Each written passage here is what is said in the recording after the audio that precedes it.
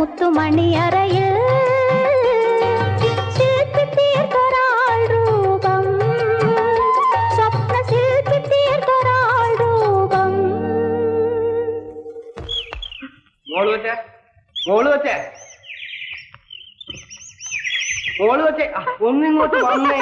അല്ല നമുക്ക് പോണ്ടേ? പിന്നെ ഡാൻസ് ചെയ്തോണ്ടിരുന്നാ മതി. വാ നട.